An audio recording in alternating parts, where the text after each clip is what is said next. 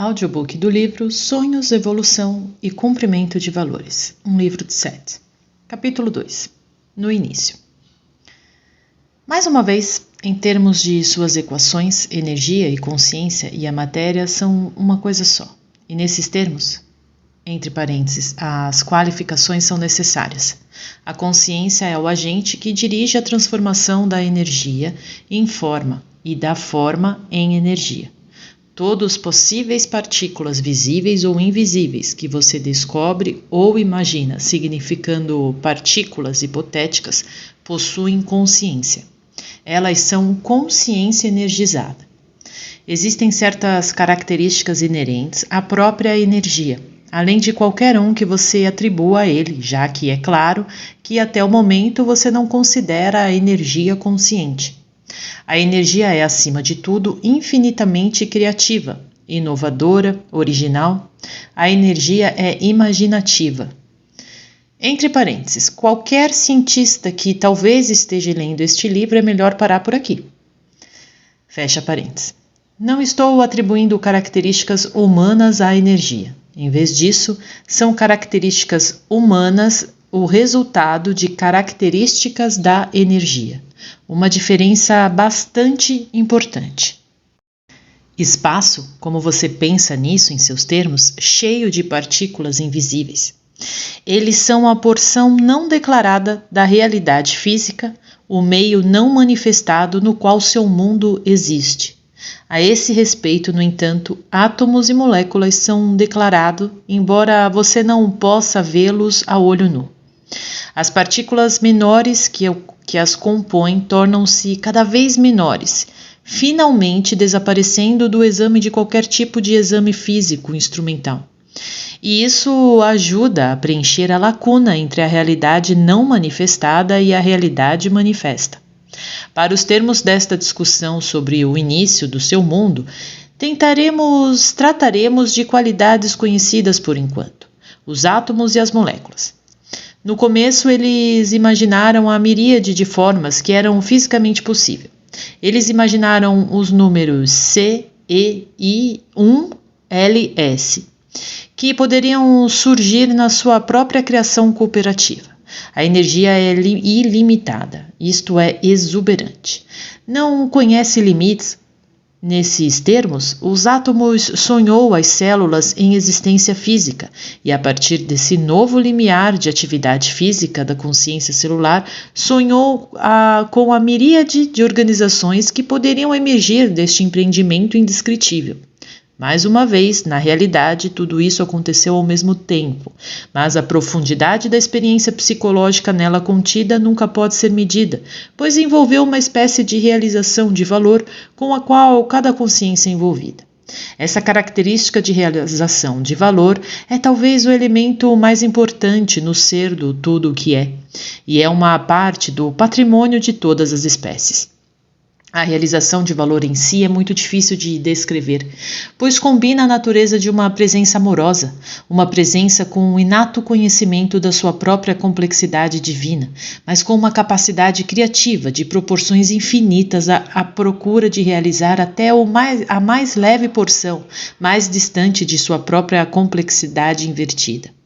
Traduzido em termos mais simples, cada porção de energia é dotada de um alcance inerente de criatividade que busca realizar seus próprios potenciais em todas as variações, e de tal forma que tal desenvolvimento também promova os potenciais criativos de cada outra porção da realidade, todos muito enfaticamente. Nesses termos, então, houve no início um quase tempo inimaginável em que a consciência energizada, quando usando-se próprias habilidades criativas, usando-se sua própria imaginação, experimentada em disciplina triunfante, experimentando uma forma após a outra. No termos que você está acostumado a pensar, nada era estável. Consciência, como você pensa nisso, transformado em matéria e depois em energia pura e de volta de novo. A subjetividade ainda dominava em grande parte. como um adolescente saindo de casa pela primeira vez. A consciência individualizada também foi um pouco com saudades de casa e voltava frequentemente para a propriedade da família, mas gradualmente ganhou confiança e finalmente saiu para formar um universo. Agora, porque o tudo o que é contém dentro de si tal onipotência, características criativas férteis e divinas, todas as porções de sua subjetividade, a experiência atingiu dimensões de realidade impossíveis de descrever. Os pensamentos, por exemplo, do tudo o que é, não eram simplesmente pensamentos como você poderia ter, mas eventos mentais multidimensionais de natureza superlativa. Esses eventos logo descobriram que uma transformação deveria ocorrer, se eles deveriam viajar para a objetividade, pois nenhuma objetividade por si só poderia conter toda a realidade dos eventos subjetivos que existiram dentro da divina subjetividade. Somente nesse contexto, o seu parente poderia então ter uma perfeição, que a perfeição fosse mantida. No entanto, eles ansiavam antes do início por outras experiências e até mesmo para realizações de naturezas diferentes. Eles sentiram uma espécie de realização de valor que exigia deles a utilização de suas próprias habilidades criativas. Eles ansiavam por criar como haviam sido criados. E o tudo que é, em uma espécie de perplexidade divina, no entanto percebeu que essa sempre foi sua intenção. Tudo o que é percebeu que tal separação também permitiria a você para criar um tipo diferente de arte divina, na qual os próprios criadores criaram e suas criações criadas, trazendo para existências de realidade que eram possíveis, precisamente porque pareceria ser uma diferença entre o Criador e as criações. Pareceria haver uma diferença entre o Criador e as criações. O tudo que é está, portanto, dentro de cada menor porção de consciência. No entanto, cada pequena porção de consciência pode criar, trazer em existências versões excêntricas do tudo o que é, que em certos termos, tudo o que é sem essa separação não poderia criar de outra forma. O amoroso apoio, o encorajamento amoroso da menor provável consciência e manifestação. Essa é a intenção do tudo que é. O tudo que é sabe que mesmo este propósito é uma parte de um propósito maior. Em termos de tempo, a realização desse propósito emerge com outra explosão importante de inspiração subjetiva em objetividade ou em outra forma.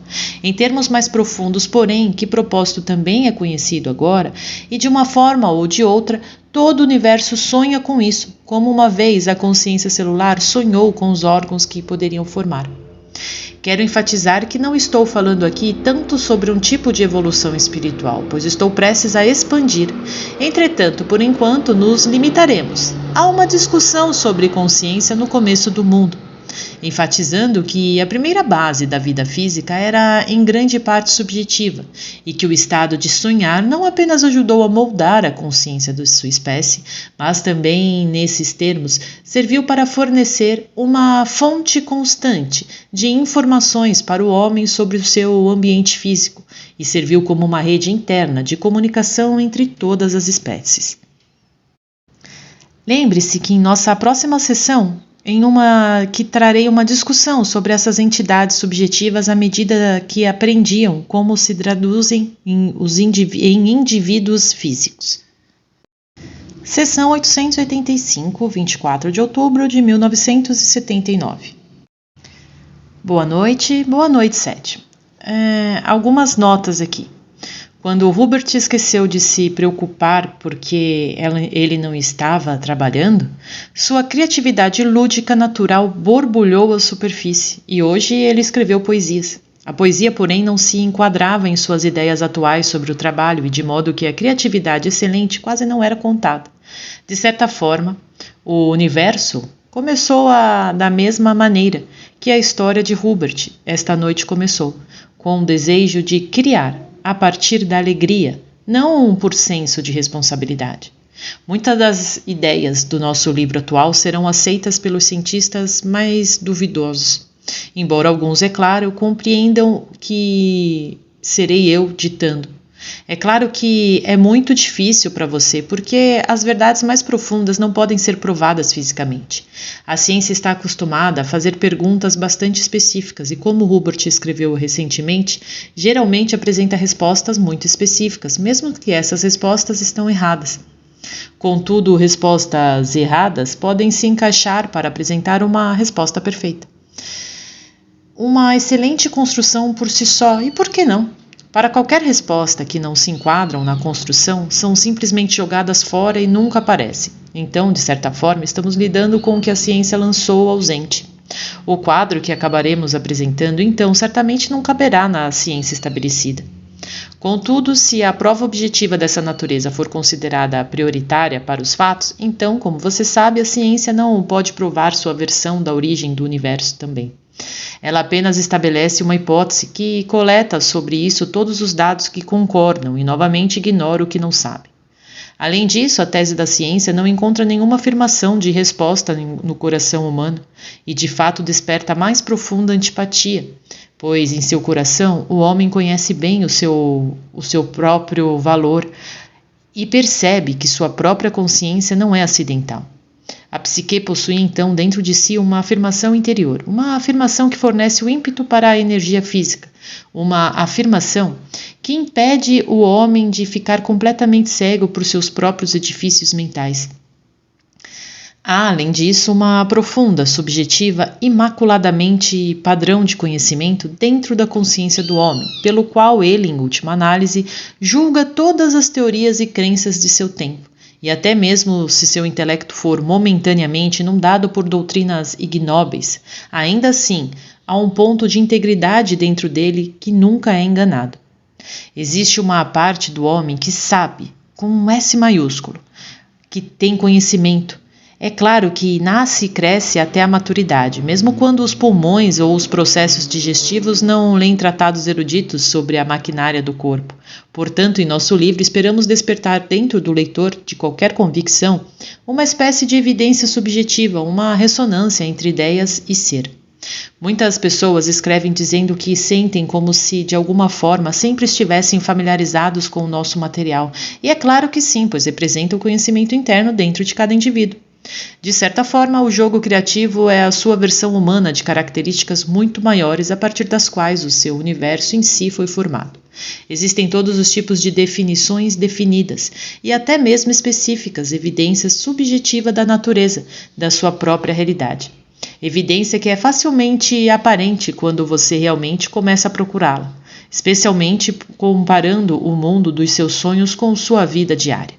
Em outras palavras, o jogo subjetivo é a base de toda a criatividade. É claro, mas muito mais é responsável pelo grande jogo interno de subjetividade e realidade objetiva. Com todo respeito, seu amigo, o psicólogo, está com o melhor das intenções, latindo para a árvore psicológica errada. Ele é muito entusiasmado com seus testes de valores e seu entusiasmo é o que é importante, a natureza da mente subjetiva. Entretanto, nunca se abrirá a submeter-se a tais testes, que representam mais do que qualquer outra coisa, uma espécie de psicologia mecânica, como se você pudesse decompor os valores humanos em uma espécie de alfabeto lógico de átomos e moléculas psíquicas. Uma boa tentativa, mais representativa da melhor tentativa da psicologia de fazer a seção de uma hipótese pobre. Vocês mesmos podem fazer o que quiserem, mas nosso objetivo principal é ir além dos limites da psicologia limitada e não brincar com o atual psicológico lírios do campo. Quanto a Hubert, ele ficou preocupado demais com o trabalho por causa dos contratos e as dificuldades estrangeiras. Seria bom se você tornasse como certo que todas essas questões também estavam sendo criativamente funcionando a seu favor. Ele ainda tem um pouco de medo de relaxar. Isto faz com que ele se sinta culpado. Seu corpo está respondendo, entretanto, então deixe-o lembrar-se de que a criatividade é divertida e sempre surge quando ele permite que sua mente abandone suas preocupações. Você está indo bem e suas anotações, Butts, estão chegando junto em sua própria ordem, então deixe-as livres. E tenha uma ótima noite. Seção 886, 3 de dezembro de 1979. Boa noite. Iniciando o ditado.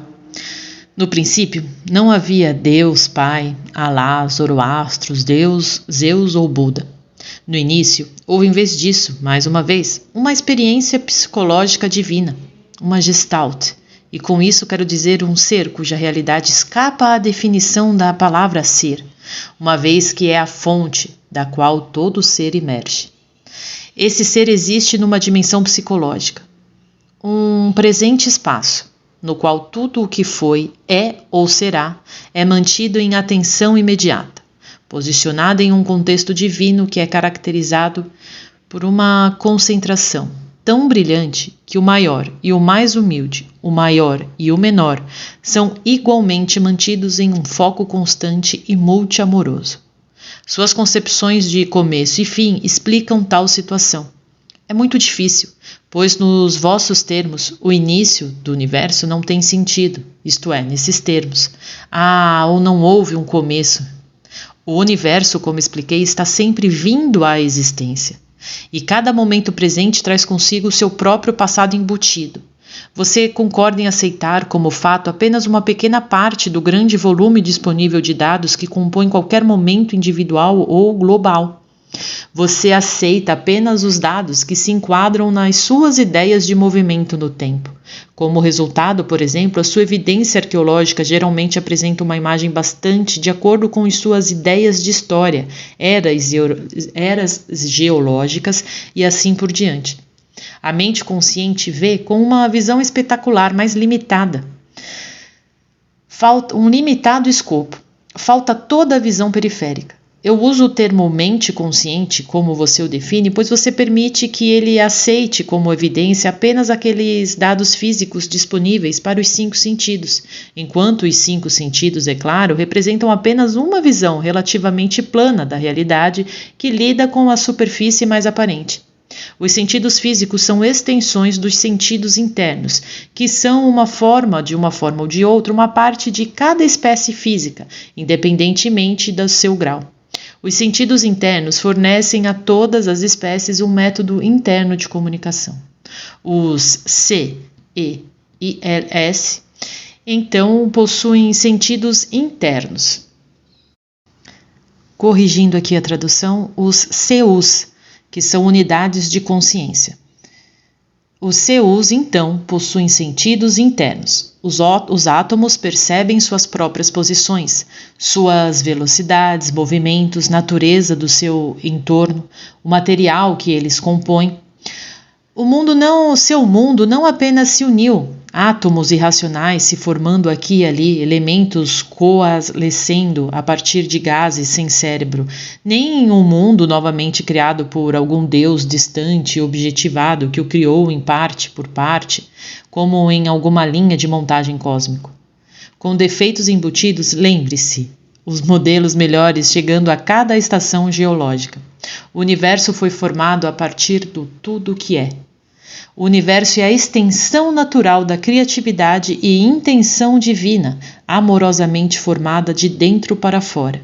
Então houve consciência antes que houvesse matéria, e não o contrário. De certas maneiras básicas e vitais, a sua própria consciência é uma parte dessa gestalt divina.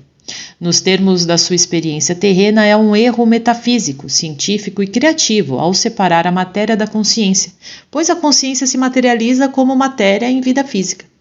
Sua consciência sobreviverá à morte do seu corpo, mas também assumirá outro tipo de forma, uma forma que é ela mesma composta de unidades de consciência.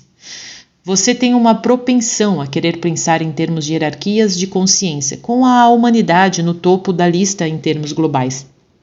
A Bíblia, por exemplo, diz que o homem é colocado em domínio sobre os animais e parece que se está atualizando a consciência dos animais e deve de alguma forma degradar a sua. A gestalt divina, entretanto, é expressa de tal maneira que sua qualidade não está diluída. Não pode ser diluído, de modo que, em termos básicos, uma parte da existência está de alguma forma acima ou abaixo da escala de outra. É tudo grau. Você limita a capacidade da sua mente consciente recusando-se a permitir usar um escopo maior de atenção, de modo que você permaneça fechado e ignorante sobre os diferentes, variados, mas ricas experiências de outras espécies. Elas aparecem abaixo de você. Você tem permitido que uma certa teimosa mentalidade literal lhe fornecesse definições que serviram para categorizar em vez de iluminar outras realidades além da sua. No início, então, houve um mundo que se tornou objetivo. A matéria ainda não era permanente em seus termos, pois a consciência ainda não era tão estável ali. No início, então, havia um mundo de sonho, no qual a consciência formava um sonho de realidade física e gradualmente despertou daquele mundo. As montanhas subiram e caíram, oceanos cheios, maremotos trovejaram, apareceram-se ilhas, as estações em si não eram estáveis. Nos teus termos, os próprios campos magnéticos flutuavam, mas todas as espécies estavam lá no início, embora da mesma maneira, pois como o mundo dos sonhos irrompeu na realidade física, havia toda a excitação tumultuosa e confusão com que um evento criativo de massa é alcançado. Havia muito mais plasticidade, movimento, variedade, doação, como a consciência experimentou suas próprias formas. A espécie e ambiente juntos se formaram em conjunto, em combinação gloriosa, para que cada um cumprisse os requisitos da sua própria existência, enquanto se soma o cumprimento de todas as outras porções da realidade física. Esse tipo de evento simplesmente não pode caber nos seus conceitos de o começo do mundo, com a consciência surgindo na matéria quase como um segundo pensamento ou com um Deus exteriorizado iniciando um mundo natural divino, mas mecanicista. Este conceito também não se enquadra nas vossas versões do bem e do mal, como explicarei mais adiante neste livro. Deus, o tudo o que é, está no mais profundo sentido completo e ainda incompleto. Mais uma vez, estou ciente da contradição que parece ser apresentada às vossas mentes. No sentido, no entanto, um produto criativo, digamos, ajuda a completar um artista, embora, é claro, o artista nunca possa ser concluído. O tudo o que é, ou Deus, em uma certa moda, aprende como você aprende e faz ajustes de acordo com o seu conhecimento.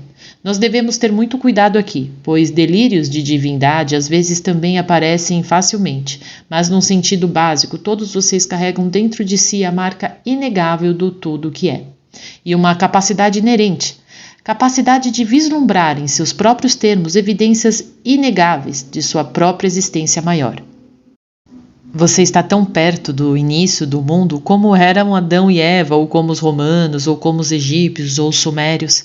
O começo do mundo é apenas um passo fora do momento. Tem um propósito neste livro, pois este é um ditado e esse propósito é mudar suas ideias sobre si mesmos, mostrando-lhes uma imagem mais verdadeira da sua história, tanto em termos da sua consciência imortal, quanto do seu patrimônio físico. Seção 887, 5 de dezembro de 1979. Quando falo do sonho do mundo, não estou me referindo a algum reino imaginário, mas ao tipo de mundo de ideias, de pensamentos, de ações mentais, a partir do qual todas as formas que você pensa emergem. Na verdade, este é um universo interior em vez de um mundo interior. Sua realidade física é apenas uma materialização dessa organização interna. Todas as civilizações possíveis existem primeiro nesse reino de mente interior. No início, então, a espécie não tinha os tipos de formulários que eles têm agora. Eles tinham pseudoformas, sonhos de corpos, se você preferir. E eles não poderiam reproduzir fisicamente eles mesmos. A experiência deles do tempo era totalmente diferente, e no início toda a Terra operou em uma espécie de tempo de sonho. Em seus termos, isso significava que o tempo poderia ser acelerado ou prolongado. Era um tipo de tempo psicológico. Novamente, as formas aparecem e desaparecem.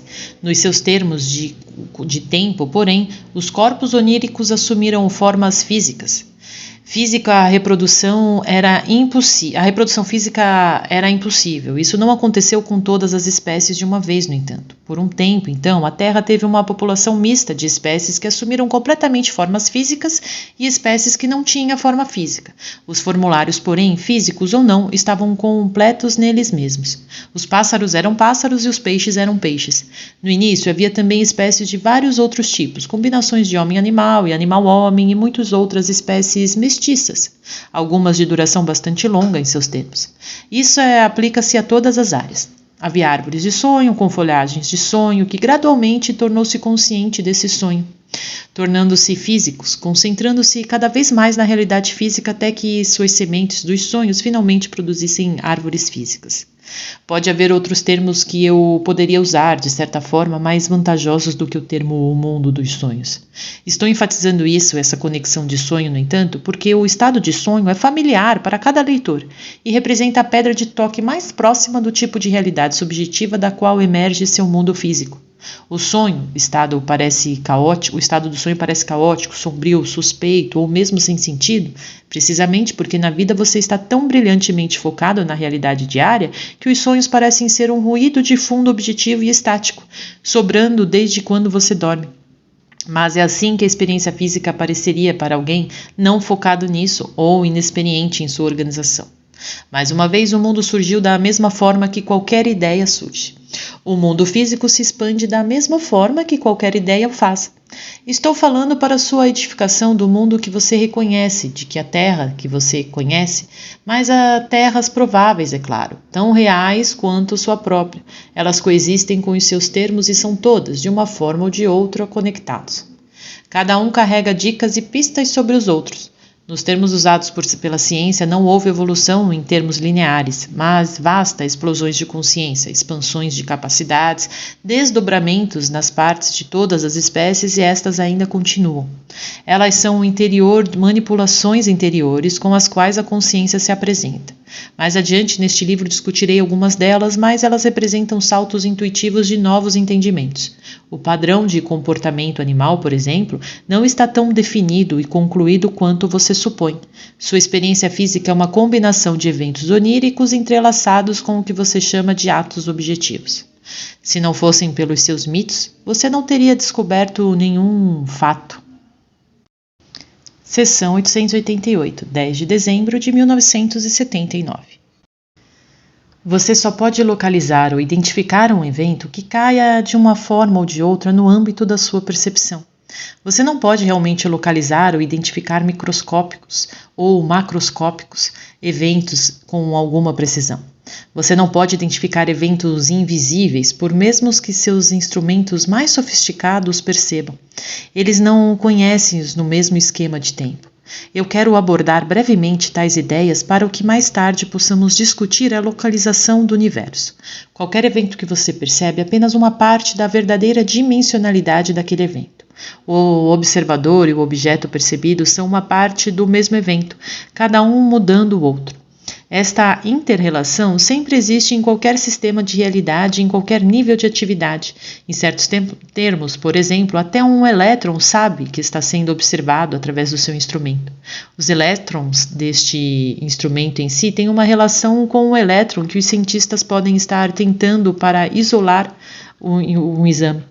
Independentemente disso, porém, há o que chamaremos por enquanto de inconsciente coletivo de todos os elétrons, que compõem todo o evento aparentemente separado dos cientistas observando o elétron.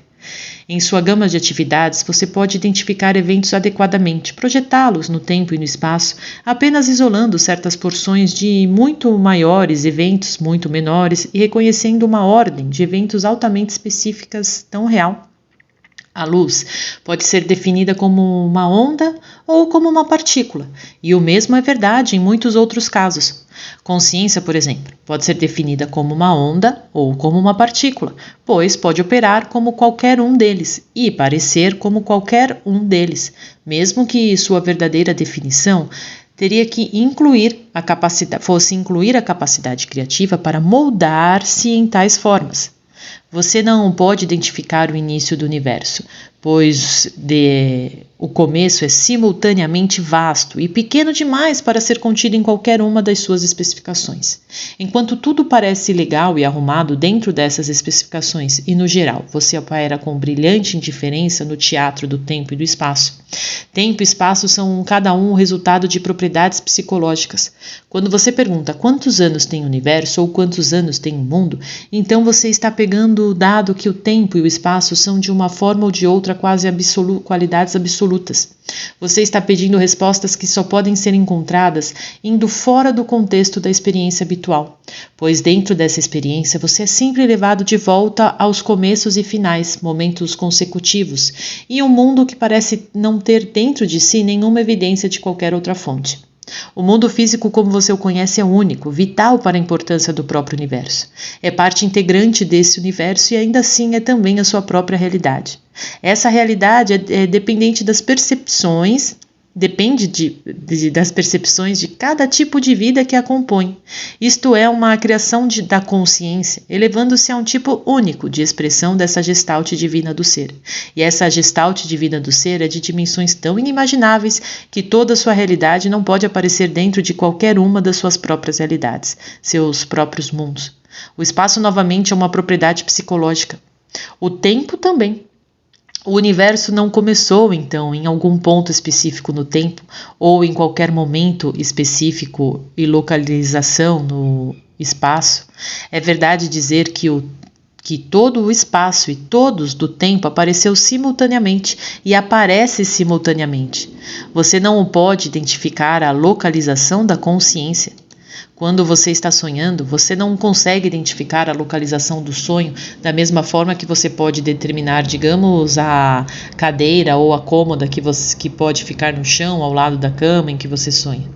Essa localização interior é real, porém, atividades significativas podem levar a um lugar dentro delas. O espaço físico existe da mesma maneira, exceto que é uma propriedade compartilhada psicologicamente em massa, mas em um momento do começo não foi assim. No início, o espaço físico tinha as qualidades que sonham o espaço como o espaço que tem para você agora. Parecia ter uma natureza mais privada e só gradualmente, nesses termos, tornou-se publicamente compartilhado. Como era esse mundo e como você pode relacioná-lo com o mundo que você conhece?